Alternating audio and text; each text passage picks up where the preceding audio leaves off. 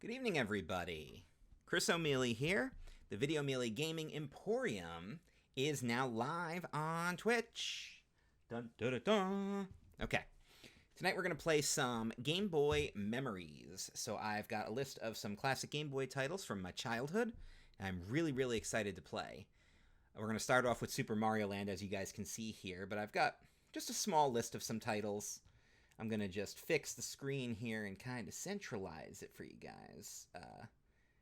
The Game Boy Visual Boy Advance that I'm using here has been a little funky for me, but the only things I'm not going to play would be Link's Awakening and Pokemon, both Red and Blue and Gold and Silver. And the only reason for that is because I very much want to do a Pokemon Silver long play, so I'm not going to make that into part of this.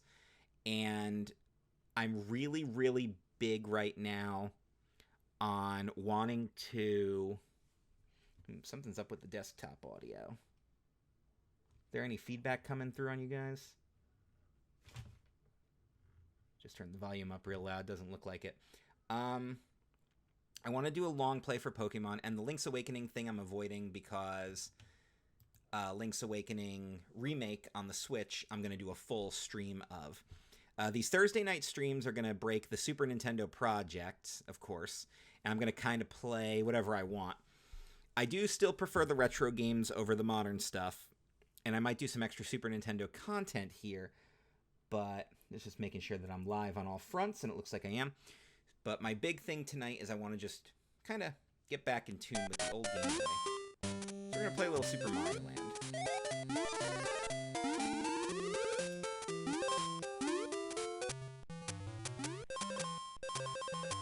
One thing that was always fun about this game, it's very simple, it's very short too, but this was the closest we were going to get to getting Mario on the go.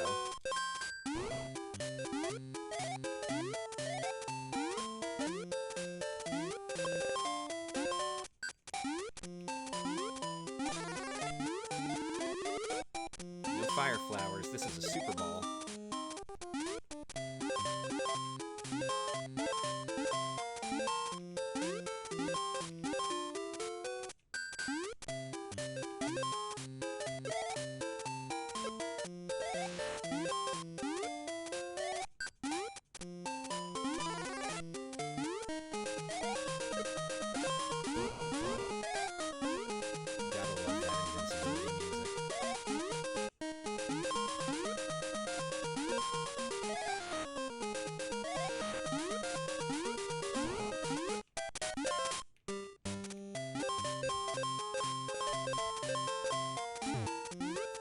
Watching, say hi in the chat. Get the Super Ball in there.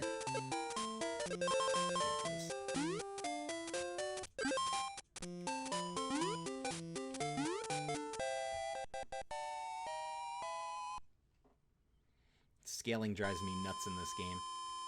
Yeah, I can see that. The blocks are really tiny compared to Mario. That's definitely a frustration factor. Some of the enemies are actually kind of hard to hit.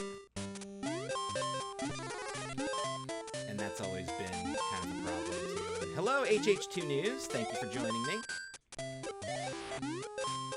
For those of you who don't know who HH2 News is, that is Dan Peck, my podcasting co-host. Now, he's got some plans tonight for a little Dungeons & Dragons, so he's not joining me on this stream. But he's here in spirit. He's here to support. I mean, I'd be watching his streams constantly, too, if I wasn't always working or doing something when they were happening. It's the unfortunate thing about wanting to be a streamer when you have a full-time job to pay the bills. You can't do everything that you want. Yes. Mario Land 2 6 Golden Coins I'm probably going to play in a little bit. So yes, we will discuss that. As Dan pointed out, they fixed it in the vastly superior second game. And I know why you chose that terminology. Don't think that reference was lost on me.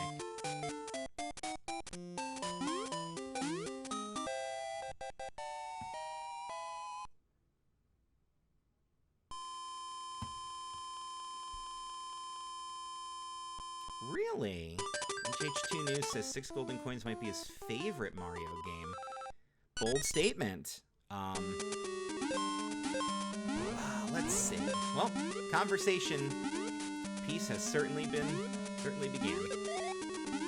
So, let's see. Favorite Mario games. Let me go down the list here. I think there is a pipe I can get down relatively early on. Don't remember. It's been a while since I've played this. I don't remember all the secrets. I do know there's ways to get up there. There's like hidden blocks and all that stuff. I'm a tiny Mario now.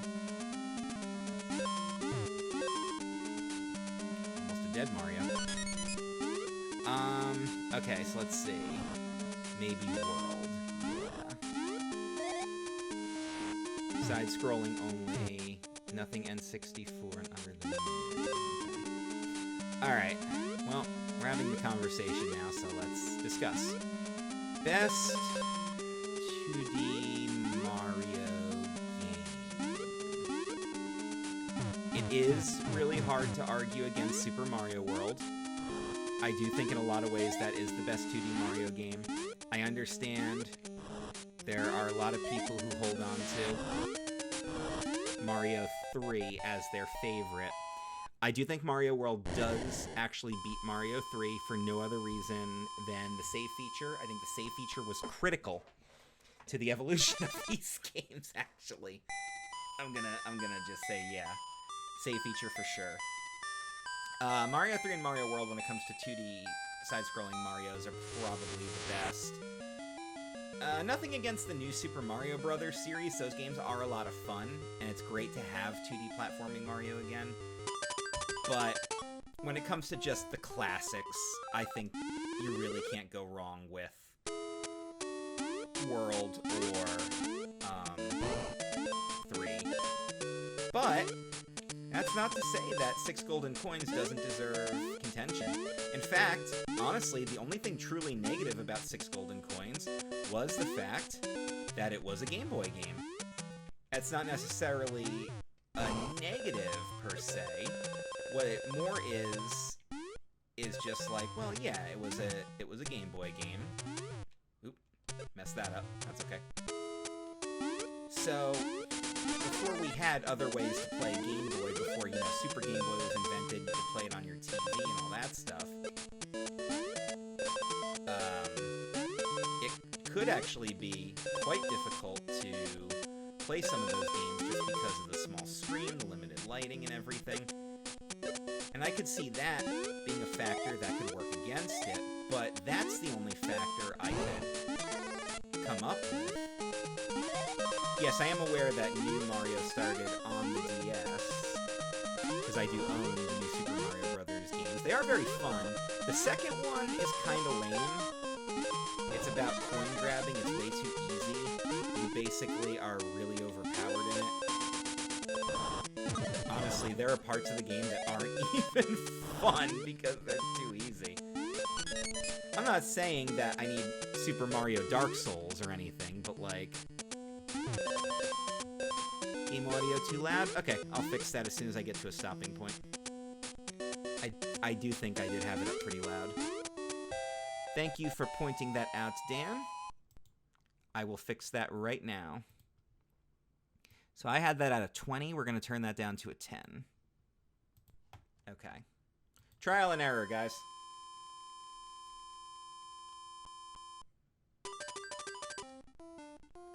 I also could stand to be closer to the microphone here. I really should be talking directly into the microphone. Actually, let's see here. My audio levels could actually stand to be a little higher. I'll fix that right now. Let me actually make sure. Yeah, my sound's coming through the Yeti. Okay. The Yeti. The Yeti. I just want to make sure that we're all good there. So. Hello. Trial and error, guys. This is all trial and error. I actually can just turn the desktop audio down, too. So. There we go. May not be perfect right now, but I'm sure it's definitely an improvement. still want you guys to be able to, you know, hear the game. Hey, turtle. No, you gotta get out of there, because those are bombs. But anyway, like we were talking about with the Mario games, if I had to pick a favorite Mario game, that's where things are going to get tricky. Because there are so many great Mario games. I was always a big fan of 64. I was always a big fan of Galaxy. Galaxy's fantastic. I've even heard people say Galaxy's the best Mario game, period. So you got Galaxy as a potential contender there. And a good one. And then, of course, when Odyssey came out, Odyssey really did blow my mind with how amazing they did with that game. Odyssey is so much fun, and if you guys haven't played Mario Odyssey, I highly, highly recommend it if you've got a Switch. I think it's a must play. Ooh, can't touch the robot head when it flies, or you done get killed. Okay, I got 10 Marios.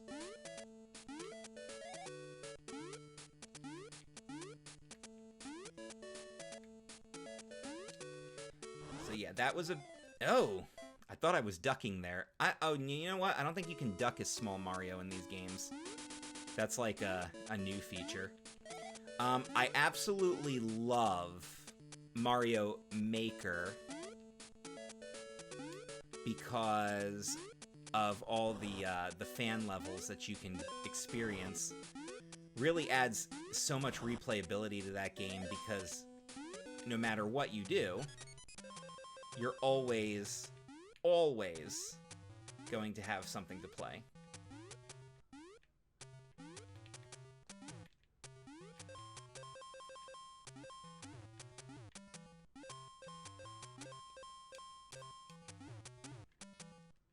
If you haven't actually beaten Mario Odyssey yet, I highly recommend it. Like, see that game through to the end. It's a lot of fun. I remember loving the boss battle with the giant dragon, especially. It's like an electric dragon. It's really cool. Odyssey was great.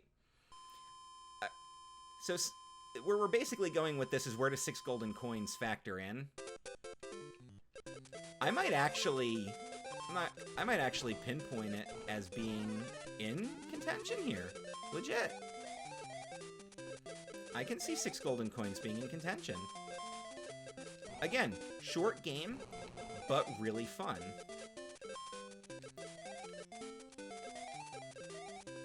Legit challenge, lots of secrets. It looks more like a Mario game than this one does. So this has the good resemblance to the original NES Mario Brothers, what with the whole, the very pixelated graphics and everything. So that's all cool stuff that can get factored in.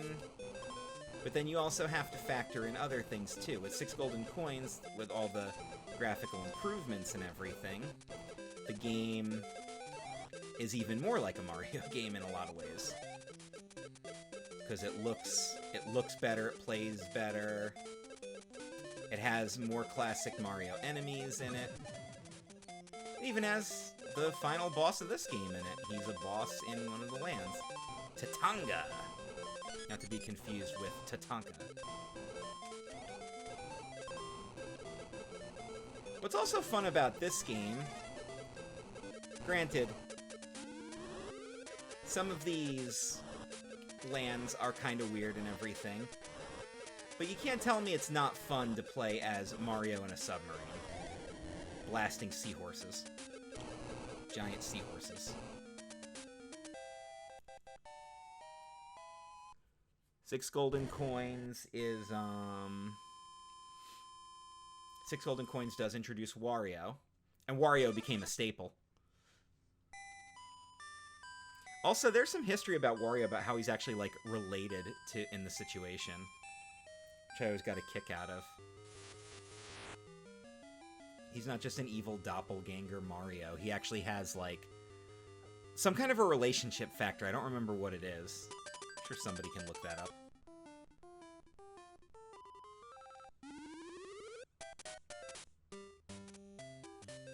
We're on Easter Island now. I thought I got the Super Ball flower. Fired a Super Ball right at that thing. It must be immune. Well, it just committed suicide, so I guess we're not that concerned about it.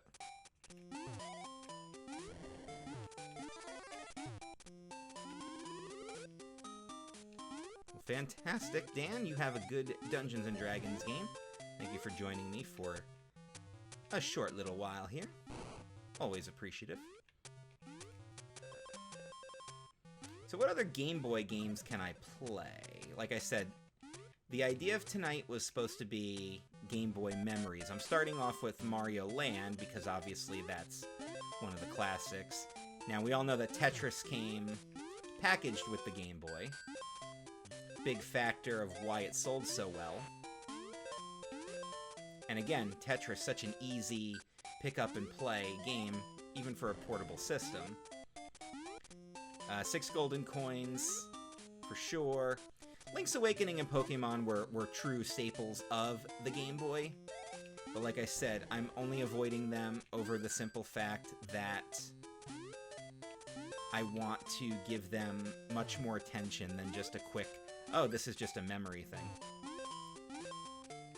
I like that you can just be in the canon and it doesn't actually affect you.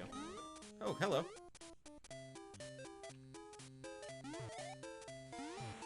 Guy's in a hurry. These Easter Island heads are all over the place.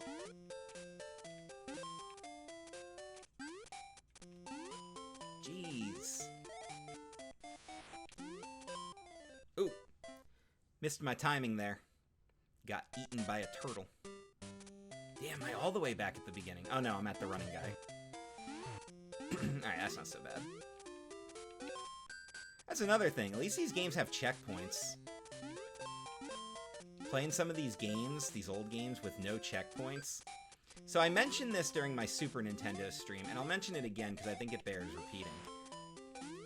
A big issue with a lot of classic games, and of course this, obviously, we just kind of know better now, but one of the big issues was always the difficulty of not having that... Oh, well... That was a poorly timed jump. Oh my god. That's a lot of fast-moving guys there. I don't know how I survived that. That was pure dumb luck, me surviving that. Pure dumb luck. And I was like, how am I getting across this? A boulder.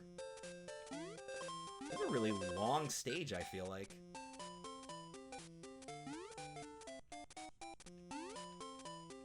But the controls are pretty fluid. Mario controls pretty well. The platforming is fair. There haven't been any really unfair jumps, so... Not too much. Like I said, there really isn't a lot of negativity to be said about these games. And again, this is early on Game Boy, so like... Everything was very trial and error back then. We're just kind of getting what we get. Mario memories are fun, though, and Game Boy memories are fun. I had a lot of games on Game Boy that I remember just absolutely loathing a couple of them. I had a Ren and Stimpy game where I don't even think I ever made it past the first general section of the first level. Not even, like, the first level itself. Just, like... And that was another thing that used to drive me nuts. There's a lot of games that don't have a pick-up-and-play mentality. Now, granted, not every game needs to be a pick-up-and-play game, but a lot of these classic and more simple titles should be. I remember playing, and I'll probably be able to find it, and maybe even potentially stream it here at some point down the line, but I remember my sister had a Donald Duck game. And I don't remember what it was called. I think it was Maui Mallard. Anybody has any memory of that, let me know. Where's the hidden block with the elevator that takes you up to the top. I know there's one on here, I just don't know where it is. But, yeah, she had this game, it was called Maui Mallard, it was a Donald Duck game, my sister loves Donald Duck. And I remember I tried playing it. I couldn't figure out where to go in the very first level. And I'm just like, well, this is the making of a bad game, when you can't pick up and play something that simple. And it's a Donald Duck game, so who's the core audience here? Again, we're going to use the Dark Souls example. Dark Souls was specifically designed to be difficult and cater to hardcore gamers, right? I think most people will agree with that. A game like that, you should be able to pick up and play... Ooh, missed my jump. My cat scared me, and I messed up my jump. Lily is here, and she is screaming into the camera. Well, thank you for getting me a death, a pitfall death at that, but... that was a slippery platform right there. And I also saw that spike coming down. So I now know, when I make that jump, we can't hesitate. We gotta make the jump, and then go. There we go. Here comes Spidey. Let's get rid of him. Let's get around Spidey's 1 and 2 here. But yeah, the Ren and Stimpy game I remember annoyed me, then the Donald Duck game annoyed me, and I'm like, the core audience for this were obviously kids my age. Why are these games so difficult? And then I start thinking, well, I had a Tiny Toons game on Game Boy that I remember was always really hard, but when I would play it on a bigger screen, I did a lot better with it. I'm like, okay, it's one of those factors where it's just because it's a tiny screen, the black and yellow screen, that was a dumb mistake. And I'm trying too hard to... Or I'm just having difficulty, you know, with the visuals. And I'm like, okay, I'll try this on the Super Game Boy, I'll try it on a bigger screen on the computer like I'm doing right now, and it'll be easier. And I remember just not having that luck. So I'm like, I guess this game was just kind of made crappy. And that's really unfortunate, because again, based on who the core audience for the game should be, you would think the game would be a little bit easier to pick up and play. And I think pick up and play games are crucial in the gaming environment.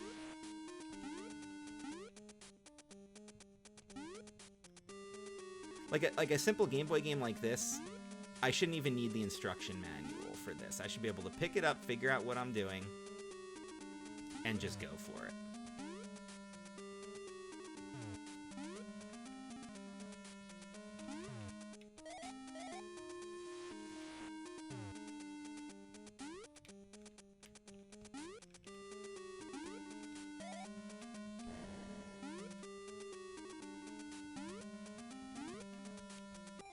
Ooh.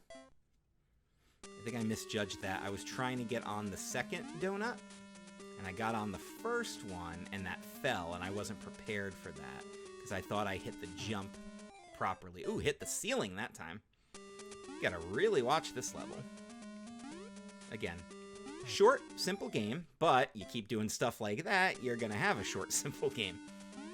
So back to what I was saying about the pick up and play mentality. I'm not saying that games should be easy and should hold your hand, because I remember being accused of being somewhat of a wimp with games, because I remember I was looking for game suggestions, and Dark Souls kept coming up, and I kept saying I don't want to play that because I've heard about the reputation. It sounds like it's just way too difficult. It would frustrate me, and people were like, oh, you just don't want a challenge. And I remember that conversation also came up when I was playing Mario Maker. I kept specifically looking for easy and normal levels to have fun. People were like, why don't you play those really, really hard ones? And I'm like, because I wouldn't have fun doing that. They're like, oh, you just don't like a challenge. No, it has nothing to do with not liking a challenge. People make these impossible levels that are designed for very specific gamer skill sets. I'm not that type of a gamer. I don't have that specific gamer skill set, as you can clearly see, or I'd be killing this game right now. So it has nothing to do with not wanting a challenge. What I want is a challenge fair to my skill set. I'll give you some perfect gaming examples, some of my favorite games of all time. Portal 2. What a great example of a challenging game.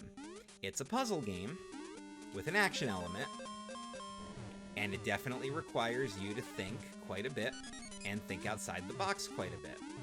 But there's never a challenge in, actually, I could actually say in either Portal game, for that matter, now that I'm thinking about it. In either Portal 1 or Portal 2, there is no game, there's no moment where the challenge feels so unfair that you can't complete the game, or that you have to go online and look up a guide, or you have to ask your friends, or whatever.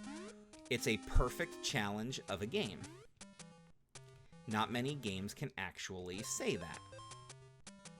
So you've got a perfect challenge of a game, which again, I appreciate. You know what? We're not going to worry about possibly hitting spikes. Oh, that was convenient. Perfect challenge of a game. Not too hard, not too easy. You feel rewarded when you do well, because the puzzles can be very challenging, but it's never unfair. Goes back to a lot of these classic platformers. Mario games have, people always say that, you know, oh, Mario games aren't fun because they cater to be too easy. And I say I disagree with that. I think there are some Mario games that are very challenging, i.e. Super Mario Galaxy 2, a very hard game. Very rewarding when you do very well with it. I thought Mario Odyssey was very challenging at times. Sometimes it's fun to just take the sacrifice and just get past the boss. So, I think what a lot of it boils down to is, again, your personal preferences and what you consider to be challenging. I've always liked Tetris. I always thought Tetris was a really, really fun game. Is Tetris a great game? It's good for me. Yes, obviously the difficulty ramps up and it does get really ridiculous at times, but again, it's fun and I keep doing it. It's a classic game. Going back to everything else that we talked about,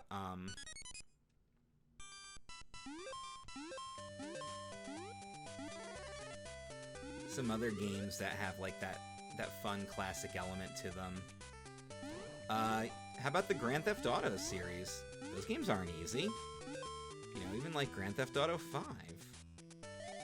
Great, very challenging game. A lot of fun. You feel very rewarded when you beat it because you have to get past some really, really difficult missions. And then you beat the game and it feels good. The Ducktales Remastered game that came out a few years ago. What a great game that was. And the original NES game is very difficult. But, you don't stay down, do you? Good to know. So, I can take him down, but then I gotta get out of there.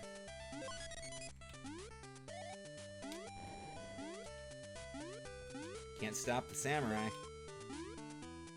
I do like the very, very Japanese-inspired music of this level.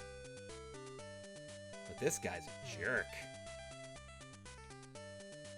You just can't get rid of this dude.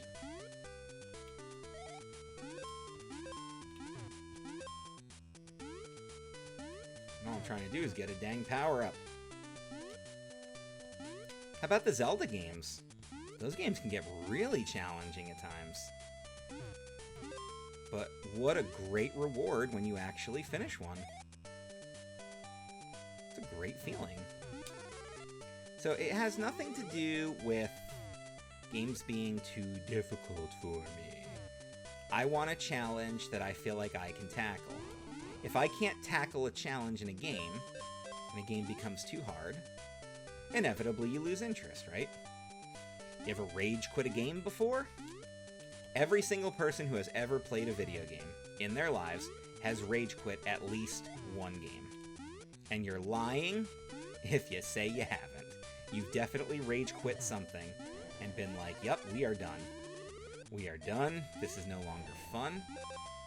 And again, the people who chastise people who play video games on easy or enjoy Animal Crossing and The Sims, like, Who the hell are you to criticize how anybody else plays and enjoys a video game? Games are meant to be fun, guys. Like, when did it get to this point where a game, where, like, Dark Souls is the epitome of how a game is made? Like, you either play Dark Souls and embrace the challenge, or you don't, like... And I'm only specifically talking about, like, one or two people I've had this conversation with. Obviously, not everybody's like this. But it is something that's one of those things that's kind of sticks in your mind a little bit, and you're like, there's no reason for people to be jerks. It goes with the mindset of being a pro wrestling fan, which obviously you guys all know I am. If you've been... I don't know, maybe there's some new listeners out there who don't know that, but being a pro wrestling fan can, and should, be about enjoyment.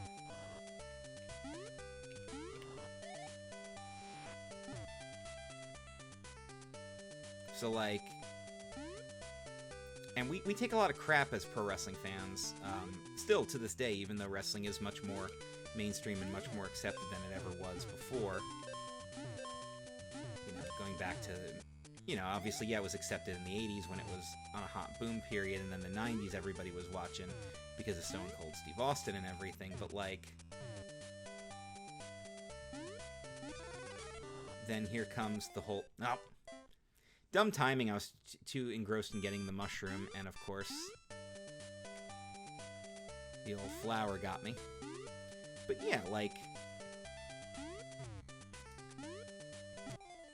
Ooh, just bad timing. Gamers still take a lot of crap, even though playing a game is more mainstream now than it ever was, and gamer culture is so accepted, and nerd culture and all that. Like,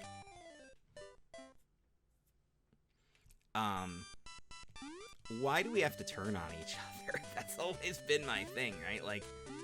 Like the whole adage that, like, nobody hates Star Wars more than Star Wars fans because the Star Wars fandom has gotten ridiculous. God, I can't get this timing around this stupid Goomba. And which is not even called a Goomba in this game, by the way. They're called, like, chocobos. I know that they're not actually called chocobos. I don't know what they're actually called. I used to know stuff like that. Yeah, the whole concept of, like, gamers turning on each other always kind of bugged me. Don't turn on each other. Play games and have fun.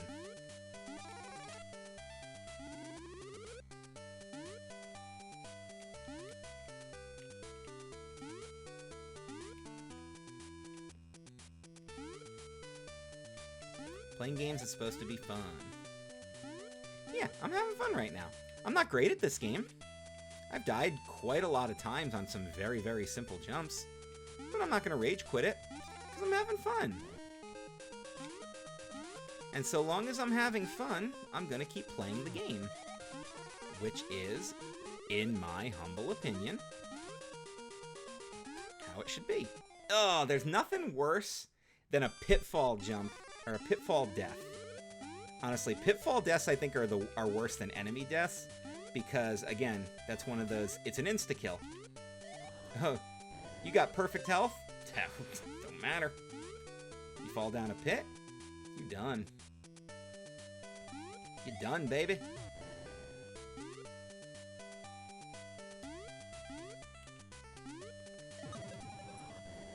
So yeah, it boils down to, it's all about your personal preference. Play games that are fun for you. And you know what? You want to play a game? And you want to have fun with it? Play it on easy mode. Who cares if anybody's got an issue with that? Games are meant to be fun. Alright, am I done being preachy tonight? Yeah, I'm done being preachy. Alright. Sorry, guys. Got opinions. Gotta get them out. Flying solo. Dan's not here to reel me in and converse with me. So my mind's going. Got lots of stuff on my mind. Got my awesome friend texting me here. I will get back to her when we are done.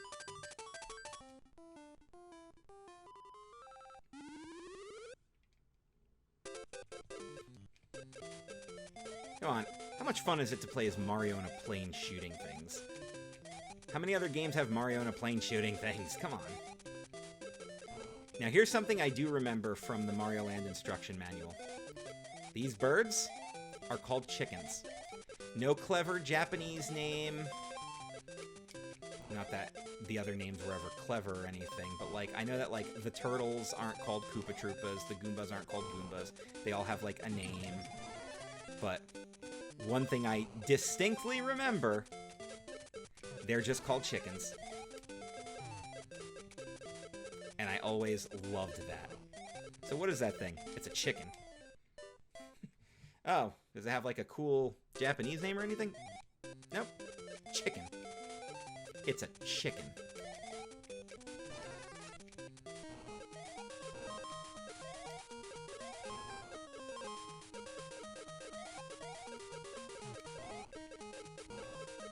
Desperately trying to find a mushroom so I can at least be Big Mario. There we go.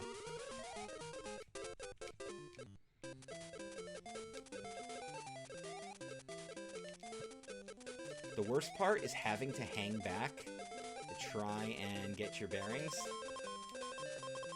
Get another life out of this, at least.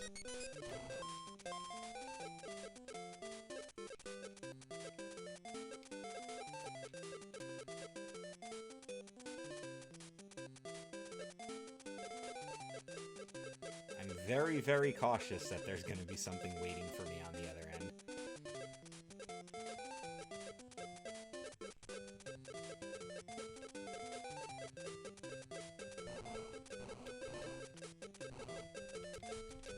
That was almost really bad.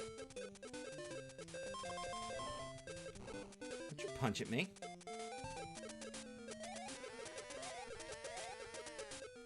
Ow. Completely backed myself into a corner there. Now, I know Tatanga's a pretty difficult boss. And that's why. His stuff splits into threes, so you gotta really hang back and watch the pattern. Okay, I was like, do they cut you a bone? They do. Now you just gotta dodge the fists. No fisting. Okay. Now I gotta be smart about the cloud guy. Ah, he got me with the chickens.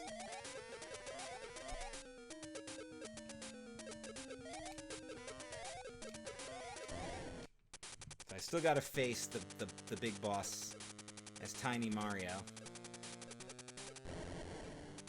Watch that.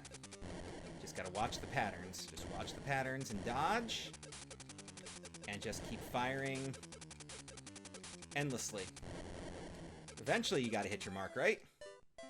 Maybe I do gotta get closer. Doesn't seem to be working out pretty well. Ah, it's gonna suck if I don't beat the game, but it doesn't appear to be on the agenda right now with how poorly I'm doing. Fortunately, I don't have to go back too far. Alright, so let's be cautious about Cloud Boy here, because the chickens are coming fast and furious.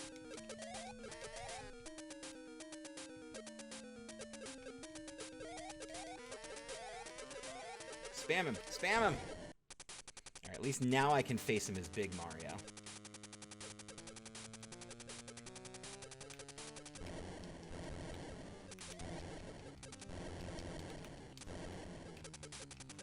Dodge. Dodge. Dodge! Gotta get a little braver.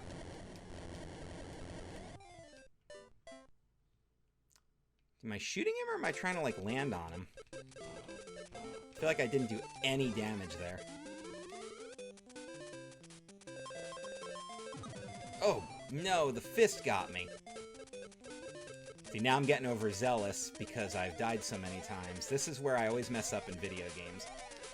I start getting too overzealous, and I mess up because I get cocky, and now I'm dying on the cloud.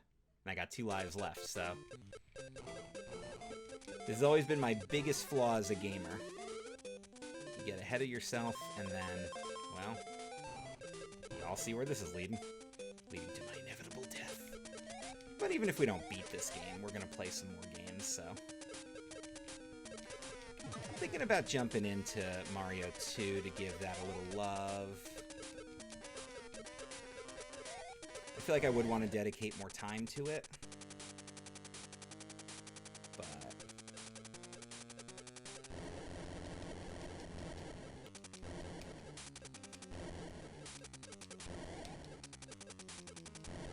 I definitely heard a hit. So maybe if I'm just cautious and I keep playing the dodge game here, I might actually get something out of this. But nope. Keep getting hit.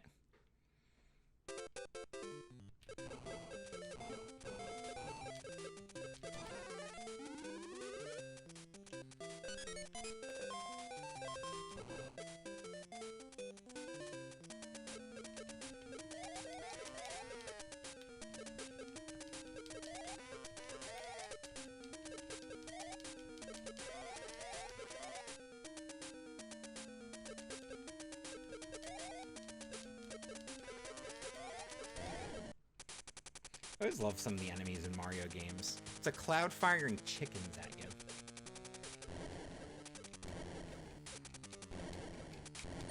Oop, right into that. Not a good move, Mario. Yeah, I think it's Mario's fault. I'm controlling Mario. This is all on me. 100% of the things that go wrong in these games are on me. Now, like I was playing with the Super Nintendo games and everything, a big thing that was going on with that was the whole concept of when is a game bad because you're bad at it, and when is a game bad because it's actually bad. So, big factor here is, of course, always going to be difficulty fairness, and there's nothing you can say about Mario Land that would make it an unfair game for me. Anything that's bad that's happening in this game is 100% on me and my skills. There's nothing that's happened that's been unfair. There haven't been any cheap enemies, cheap deaths, nothing like that. No beginner traps, no slippery controls. Now, I've played a couple of platformers, and I'm sure you all have back in the day, of games that were very unfair because the controls were garbage. Just garbage, garbage, garbage. And I know we've all played games like that that are just, they're just so overly frustrating, or there's just so much cheap enemies in the game because the game was poorly designed, it starts off way too difficult. It's one thing you can't say about Mario games. A lot of Nintendo franchises, actually, I feel like that's a true statement for. That's the fastest I've beaten the Cloud.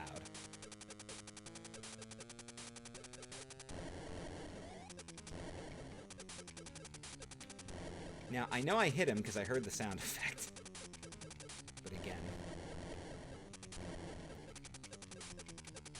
this is all about dodging. But it's just hard. And thus is the end of my game. So I didn't beat it, but I made it all the way to the final boss in one shot. And where are we? Like 45 minutes into the stream. So we got a good Mario memory out of there. I'm going to play another memory now. We're going to play... This is a game I actually just found this cleaning up the other day. I was really excited about this. Oop. Let me fix the screen for you guys here because... Good God. Yeah, that's another issue I've been having with the Game Boy thing here. Like, now it's too big. So I gotta actively fix the screen while you guys are watching.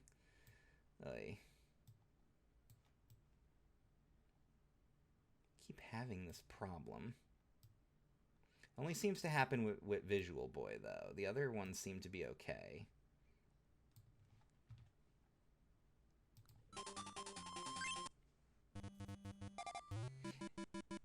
Now, in the classic Kirby games,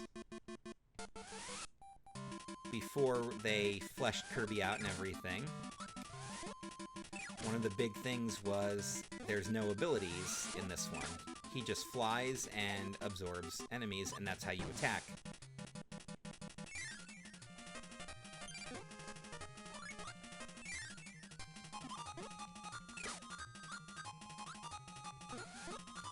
Now remember, a big criticism about Kirby games was that they were too easy.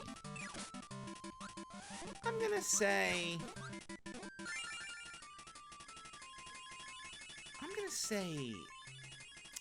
They're easy. They're on the easier side, but I wouldn't say they're too easy. Again, one of the big factors you gotta factor in is the pick up and play element. Kirby wasn't necessarily designed for little kids, but it was designed so that kids could pick up the game and play it, while still offering a decent enough challenge that a grown-up could play it too. And I remember beating this game quite often as a kid, but I never beat Dreamland 2. I remember I got stuck somewhere. A classic theme of me playing Game Boy games was always that I would reach a spot in the game naturally and just get stuck.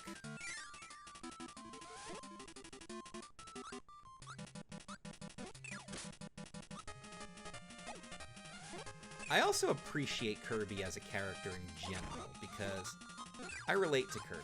He's always hungry. I relate to that. I relate to Kirby on a very spiritual level. Just like me, he's always hungry. He always wants more food. Who can't relate to that? I thought there was an extra life over there. Must be on this side.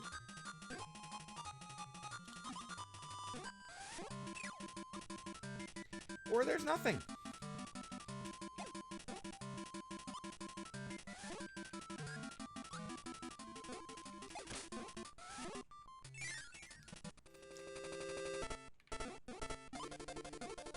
Now, I don't know if you guys remember this or not, potentially. In the OG Kirby game, Kirby wasn't pink like he is now.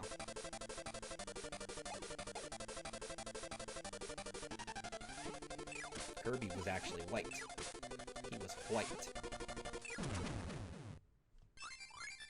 Also, I think Wispy Woods has been a villain in every single Kirby game ever. If I'm not mistaken, I don't think there's ever been a game where Kirby didn't face Wispy Woods.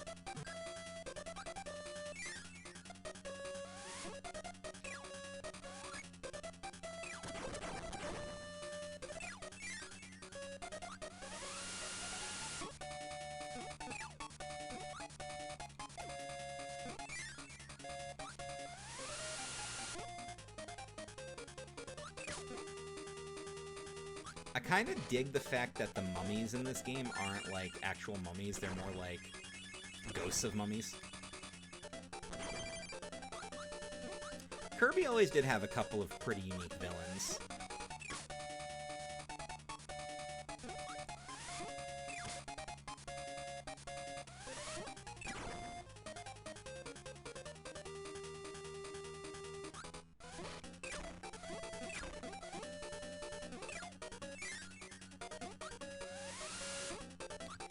Like I said, people always complain Kirby games were too easy, and I feel like I'm having way too easy of a time breezing through this game.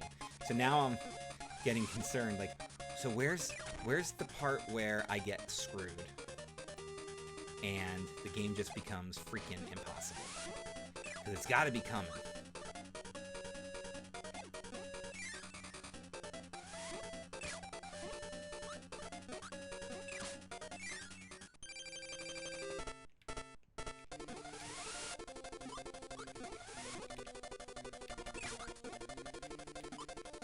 Really careful about firing off.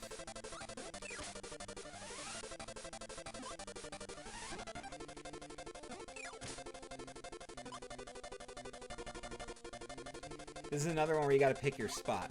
This game doesn't have a time limit, so pick your spot, make your move, dodge.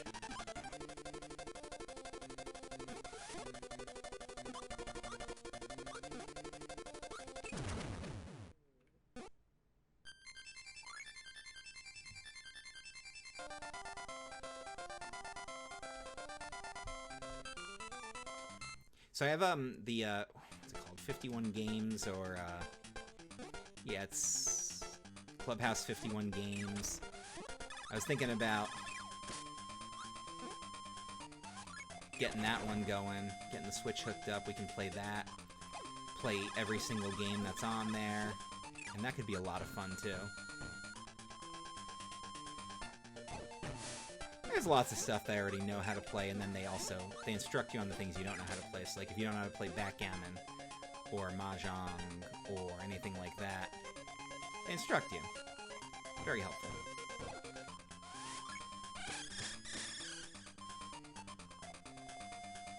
And they've got all the classics. Chess and checkers. They got Mastermind, which I've always really liked. It's no Wii Sports, but it has Wii Sports elements, which I appreciate.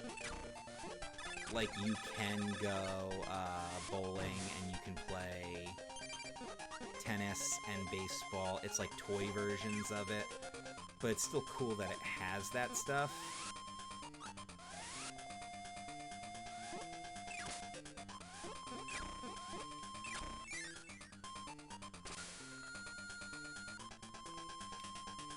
Also, I always got a kick out of the fact that in these early games, Kirby can't swim. He just kind of walks on water. Like, who does he think he is?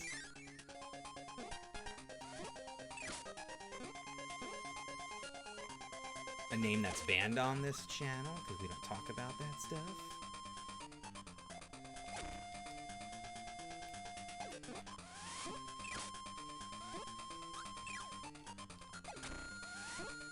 Again, this is just a fun game. It is simple, but fun, and it's Kirby. I don't really know anybody who, like, hates Kirby.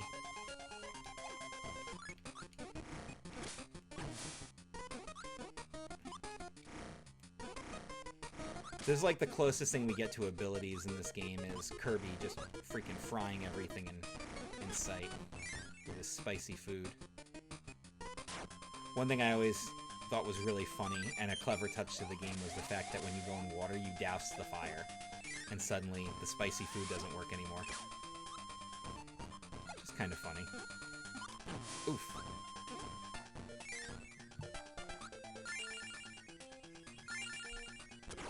To my friends who are actually messaging me through text and on Facebook Messenger, I will respond to you.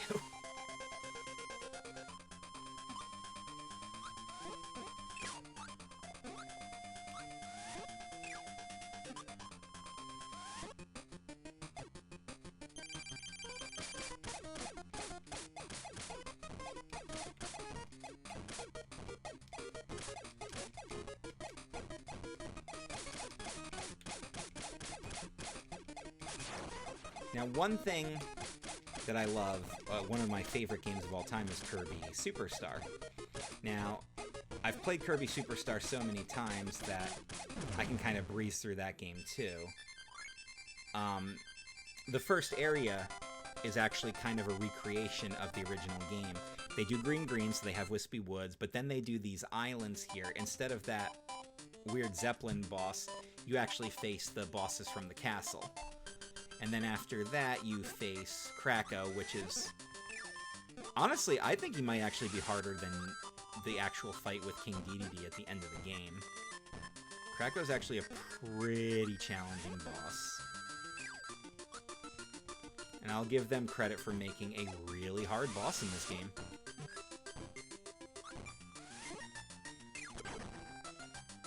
And also, these things were always really annoying. You have to take them out. With your air, you can't suck them up, or they turn evil and start coming after you. He's another enemy that's been in every Kirby game, as far as I know.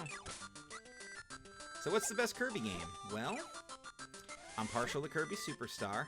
I loved Kirby in the Forgotten Land. Was a ton of fun. Deserves a lot of credit for being really clever and really well done. Kirby 64, tons of fun.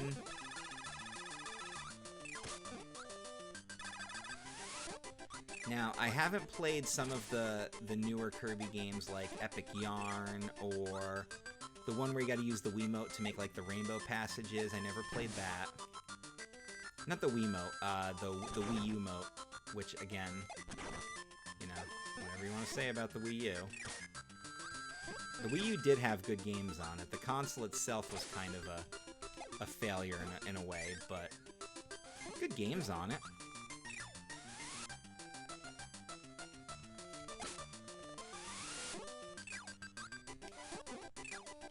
And let us never forget that the original Game Boy is what spawned the Pokemon franchise. Pokemon was always a handheld franchise. Yeah, big deal when the Switch got it, because Switch technically is a handheld too. But we're finally getting more out of the Pokemon series now. Granted, I do think that the Pokemon series was better when it was simpler. But, and a lot of people will argue it was also much, harder back then.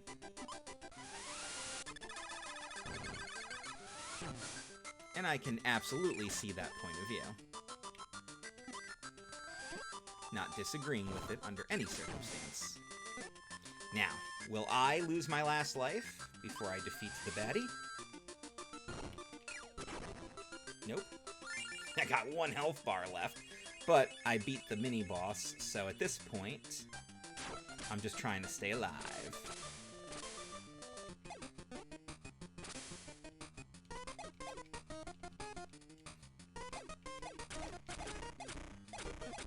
Oh, there's a bottle of pep. That will give me 2 health points back. Oh, there's a tomato. Back to full health. Okay.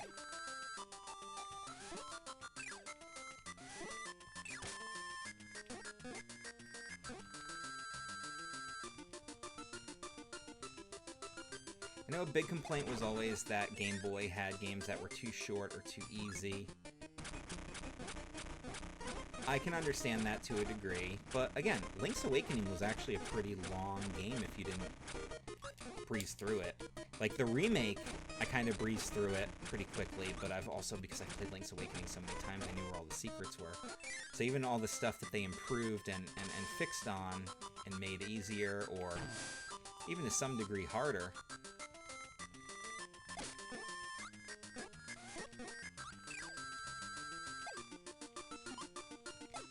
we're going to face the boss here.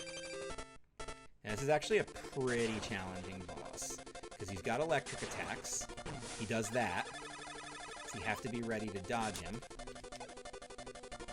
And he barely gives you enough time to dodge him.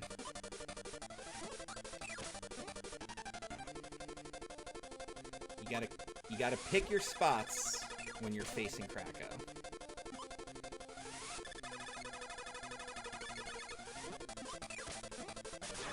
Oof. That was a mistake. But again... Ah! Missed.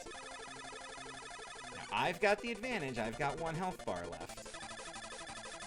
So I can take him out.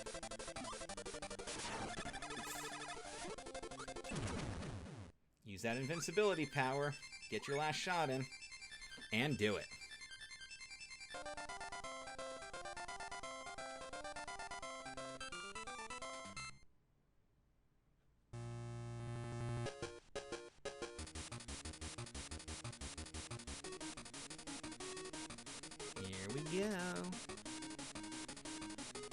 So, God, it's been a while. I think the plot is that... Alright, so who do we want to face first? We want to get the hardest boss out of the way first? Yeah, I'm gonna say, yup. We're gonna get the hardest boss just out of the way.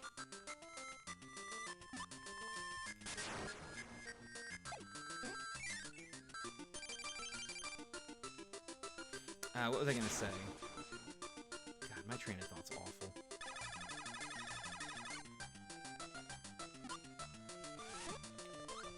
Sometimes I don't even remember where my train of thought was going. I'm like, seeing that I'm getting like text messages and Facebook messages and everything, and I'm kind of like, responding to them out loud on the stream. Which is great, because, you know, I don't actually think they're watching.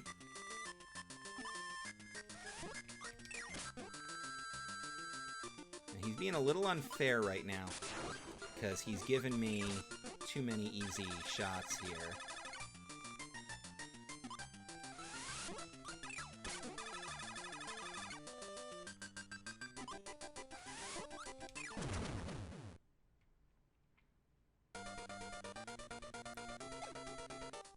If you challenge the bosses in reverse order, it's really not that bad.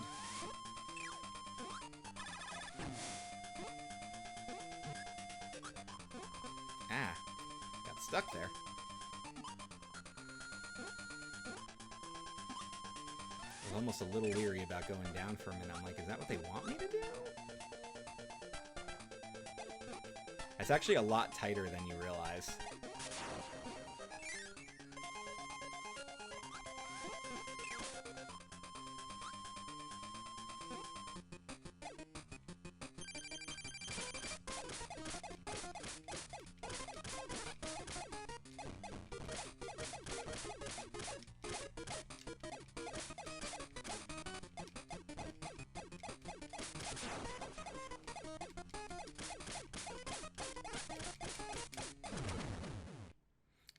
I took quite a bit of damage there, but I was also being slightly cocky. And by slightly cocky, I mean I was being really cocky. Yo, face mask. Get the hell out of here.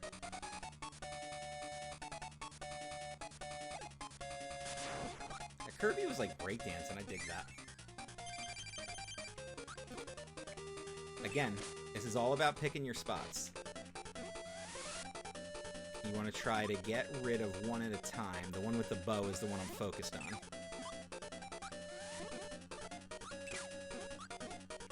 Because if I can get rid of this one, that's going to make the other one easy, because now I don't have to dodge two of them.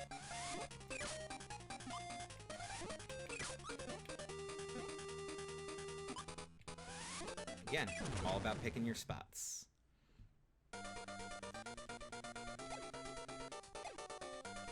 I think when I was a kid, I used to go in order, which I realize now is like such a dumb move. Like, no, get the hard stuff out of the way. Get to the easier stuff. You'll have a better time. Yeah, I'm going to go into the final fight here with King Dedede with 2 health points, but I still have 6 lives. So even if I were to die in the Wispy Woods battle...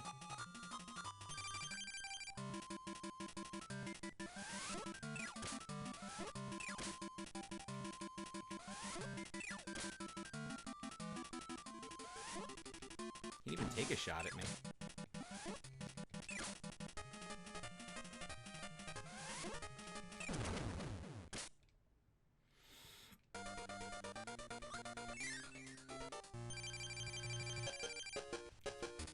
Also, nothing quite like the final battle being in a wrestling ring. Oh. You know what? That's fine. Let's go back into him with full health. So the opportunities to get him are when he swings his mallet, or when he does this. That one you got to avoid.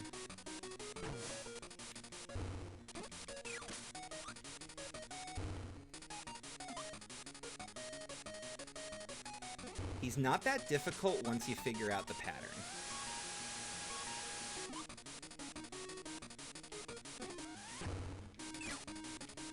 Definitely took a sacrifice hit there just to get that hit, but we're at 6-5 right now, so the advantage is still mine. There we go. That's the easiest one to get a shot in at. We're even now. He's at half health.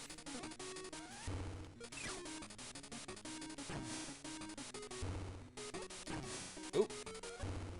Getting a little harder. I still have the advantage.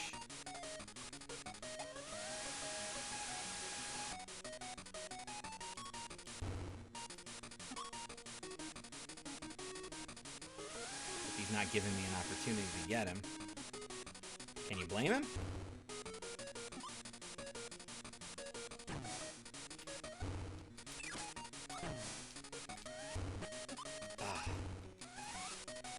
I would have taken that sacrifice hit just to get the 1 hit point down. Unfortunately, I messed up and was facing the wrong direction. Succeeding anywhere there. Here we go. That time I'll take a sacrifice hit. And especially that time, because I got him. Then you blow him out the castle. You celebrate with all your star bits that you got. And we actually beat the game. It's just after 8 o'clock as I'm recording this, so... There you have it, guys. Kirby's Dreamland. We got that one done in a pinch. I'm going to respond to some of the messages that I got here.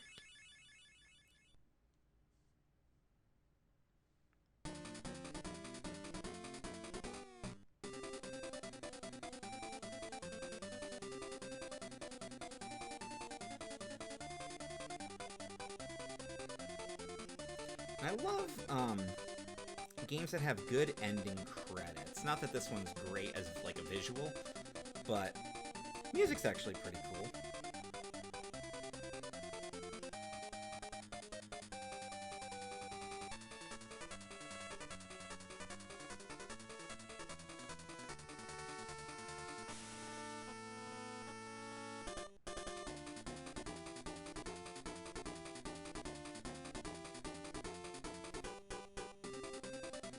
And so many players. All you players out there. Responded to a few messages. Appreciate all you supporters, by the way.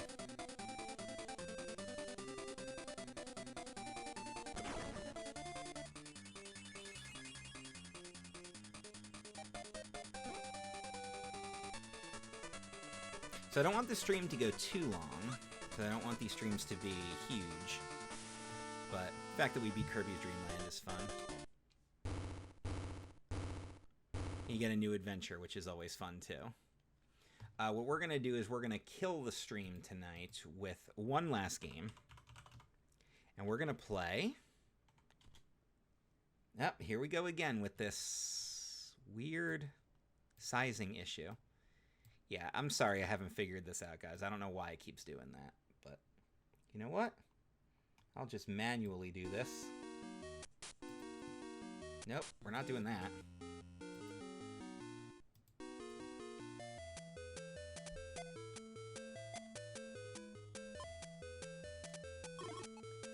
And you can play Tetris really anywhere, and it's still a fun game to play.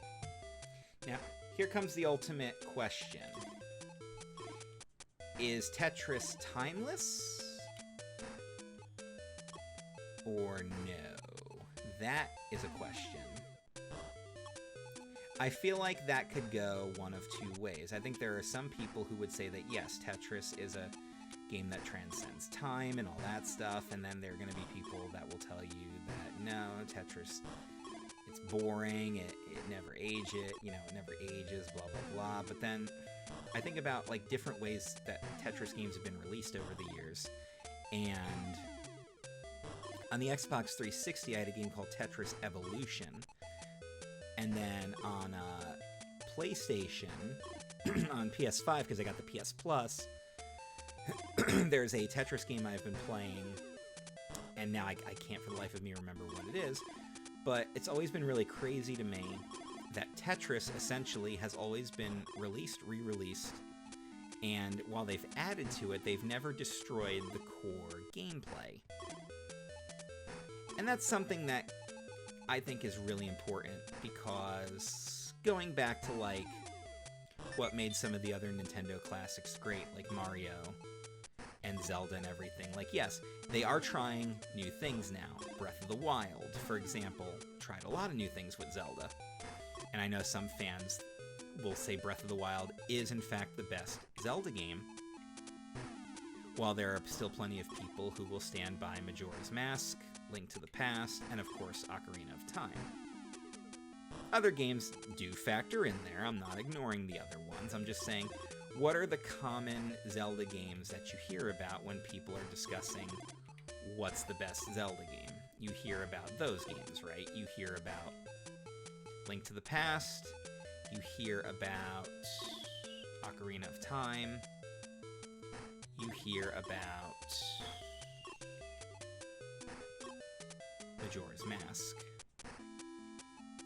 Sorry, drawing a blank because I messed myself up here trying to get a little too clever with how I was doing stuff, and then I'm at the point where I'm like, nah, we're just going to clear lines now because otherwise this is going to get ugly. That's exactly what we're doing.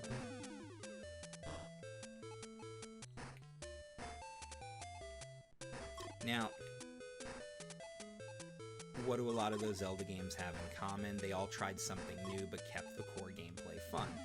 So I understand where some of the frustration came in with Breath of the Wild, with the tools breaking, the crafting mechanic and everything, but you know what? Innovation's a good thing, and the people who do like it and have called it the best Zelda game are going to stand by that forever. So you gotta kind of appreciate and respect that quite a bit. I'm not saying you have to sit there and embrace every single Zelda game and everything that comes along and be like, oh yeah, nah, you don't have to do that. Am I getting too preachy again? I don't want my streams to be preachy. Why am I doing this? Why am I keep talking like this? You guys gotta stop me. You gotta tell me to shut up and play the game. I should just shut up and play the game. Really just wanted to hear that sound effect.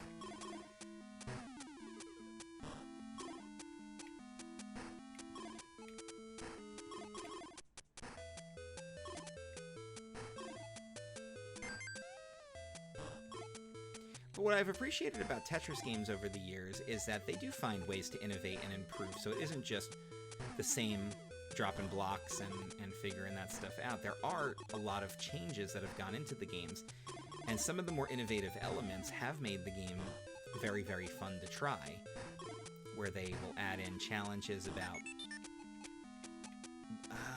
I don't remember exactly what they called it, but I do remember... It was basically about getting cascades and things like that, with how you would have blocks fall. Now, one element of the game that I both enjoy and also dislike in modern Tetris games is the ability to hold a piece for future use, like that big long guy that I just dropped there. Oh yeah, and the Tetrids have names, by the way. We're going to discuss that when we eventually get to some of the Tetris... I think Tetris and Dr. Mario... Tetris 2 and Tetris Attack are the big Tetris games on SNES, but it is something we're going to discuss. The Tetrinos have names, and I remember them being really funny.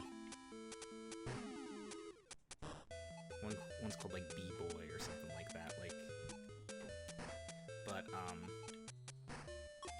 So what I was saying is, like, as far as like hating that one element of the game, because it is kind of cheap to just store a piece. But at the same time, it's also one of those things that can innovate and probably be attractive to newer players, because it does make the game slightly simpler. So it's up to you, and it's not like you're required to hold a piece, you know, you choose if that's the element that you want to go with. Imagine that. Democracy coming from a game invented in communist Russia.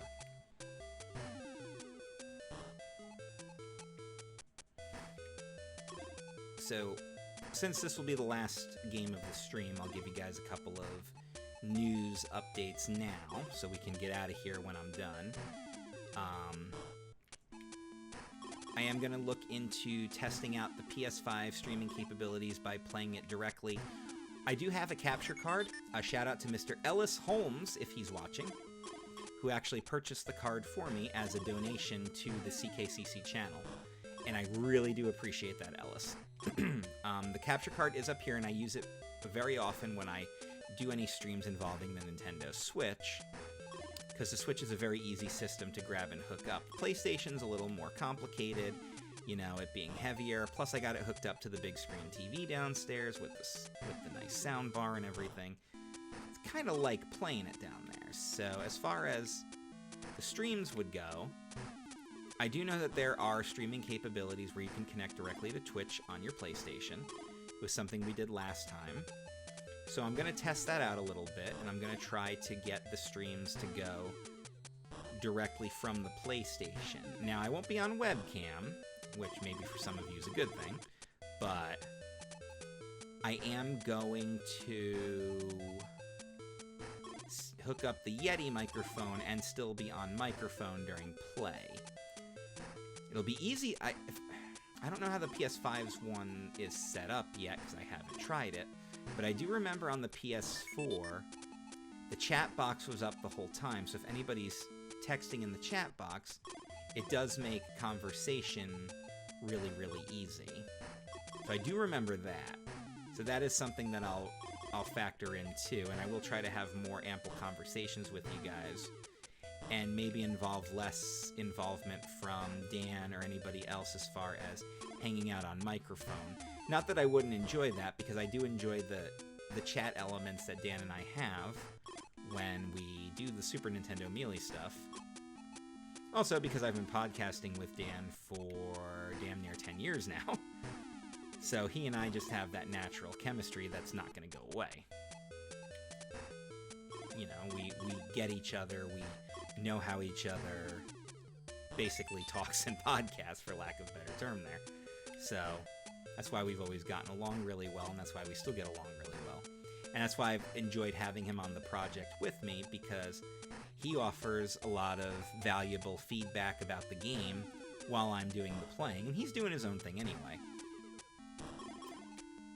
And to be perfectly honest, because I do enjoy having him on the stream so much, if there is a night when he's unavailable to do the next episode of Super Nintendo Melee, I will probably put it off until he is available. The schedule right now is kind of ambiguous. It's up for change, of course. A lot of it depends on scheduling and things like that. Now, I have the hardest schedule to work around because I do have the full-time job. Dan's work does involve working for his parents' company, but it's not as demanding as having, you know, a 9-to-5 office position where you got to go in and everything. So he's got a lot more flexibility right now than I do, which is why he is the main streamer. He's also the bigger gamer than me. He always has been. And there's nothing wrong with that. To really get this channel up there, it's going to take somebody like him playing more often than not, so that's a tremendous help to me, and I still get my game time in, you guys still get entertainment, and I hope you are watching his stuff and enjoying it.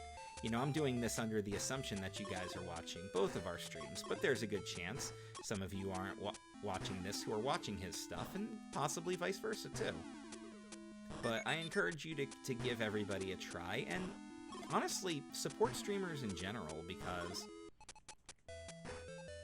there's nothing quite as fun to me, and this is just me being a bit of a surprise to some people, but I am a pretty social person, and I do enjoy having not a lot of friends, but I like having a lot of good friends.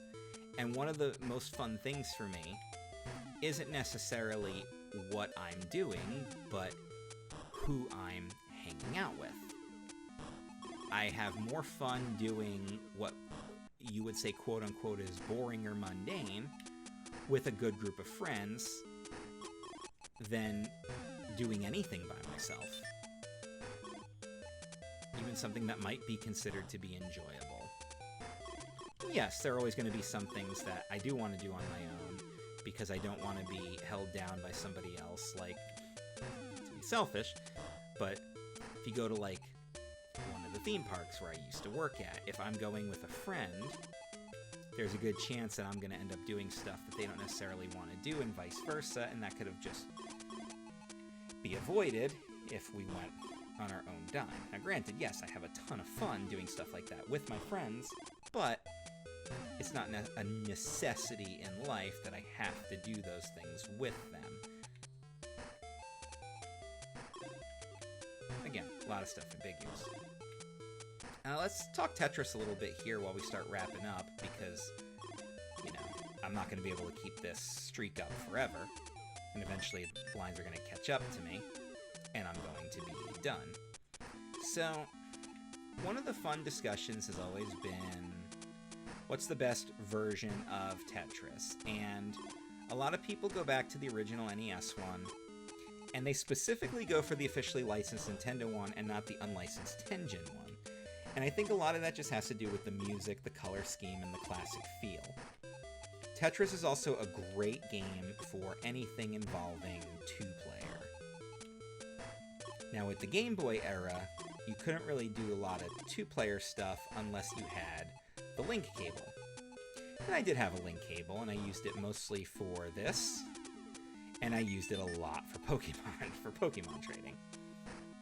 Which I think if I remember correctly, if I remember like my quote-unquote history when it came to the Game Boy link cable, not that that's like a super deep history or anything, but I'm pretty sure that Pokemon single-handedly saved the lifespan of the link cable, and now with the advent of the internet and online gaming and everything, I think it's been extremely useful for every gamer everywhere. See, this is where things break down. And with Tetris, when things are on the fast level, you start to make that one mistake.